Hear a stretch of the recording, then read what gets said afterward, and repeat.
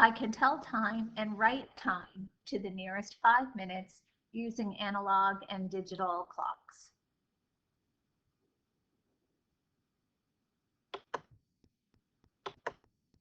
Let's take a look at an analog clock and let's practice telling the time using this clock. The first thing I want to do is identify the shorthand for the hour first. The shorthand, as I trace it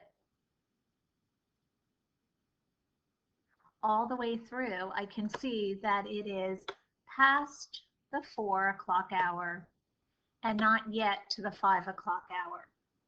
Now this is tricky because it's actually closer to the 5 than the 4, but it's not the 5 o'clock hour yet. I can tell that by looking at the longhand. I can see that in just 10 minutes it will be 5 o'clock, but it's not 5 o'clock yet. So I'm going to record 4 as my hour, colon. Now I'm going to read the minutes. So to read the minutes, I could count every single one of these lines going around the clock because that's what these lines represent. But that would take a long time to count all those lines to get to this line where the minute hand is pointing to. So instead of that, I'm going to recognize that there are 5 minutes between each of these big numbers. So this one represents 5 minutes, 10 minutes, 15, 20, 25, 30, 35, 40, it's my 5 count, 45, and here I am to where the longhand is pointing to, it's worth 50. So this long hand is pointing straight on that 10. Now that 10 does not represent 10 minutes, it represents 50 minutes. So the time is 4:50. 10 minutes, it will be 5 o'clock. Let's take a look at another clock. All right, let's go ahead and identify again shorthand first. So if I trace that shorthand all the way through, I can see that it is right past the 11. It is the 11 o'clock hour, and it's really early into that 11 o'clock hour. Look at where that long hand is pointing to. So 1, 2, 3, 4, 5 minutes passed. So when I write 5 minutes past, I have to remember that there needs to be 2 numbers after that colon. So it's 11:05.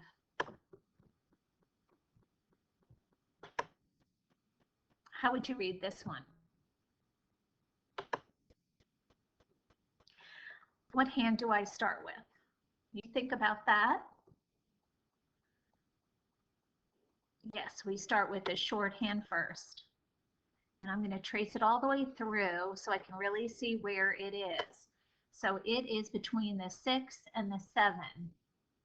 It's working its way closer to the 7 o'clock hour, but it's still the 6 o'clock hour. So I'm going to put 6 as my hour, colon. Now let's take a look at that long hand.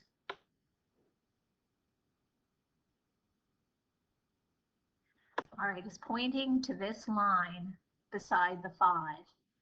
Let's come on over here and count by 5s. 5, 10, 15, 20, 25. It is 6, 25. Another example.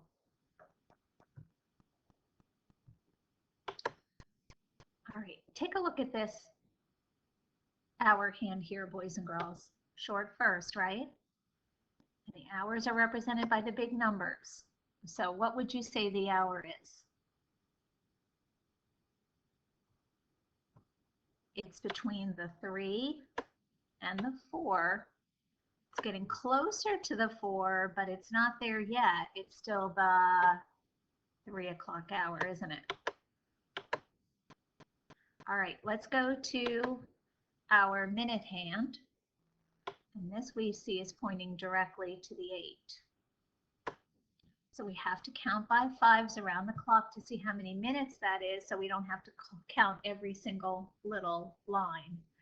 5, 10, 15, 20, 25, 30, 35, 40, right? It is 3:40.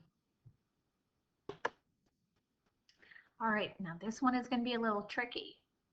So remember to slow your eyes down and think as you look. So I'm going to go to my shorthand first. And I'm going to trace it out. It is very, very, very close to that 3 boys and girls. It's super close to that 3, but it's not there yet.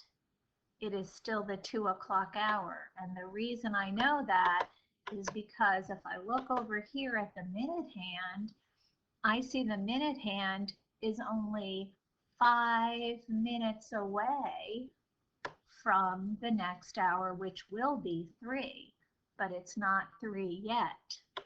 So if I trace this over to the 11, what does that 11 stand for? I could start by the 1 and count 5, 10, 15, 20, but if I know that this 6 represents 30, I could just really start from there. 30, 35, 40, 45, 50, 55. So this time it's 2:55.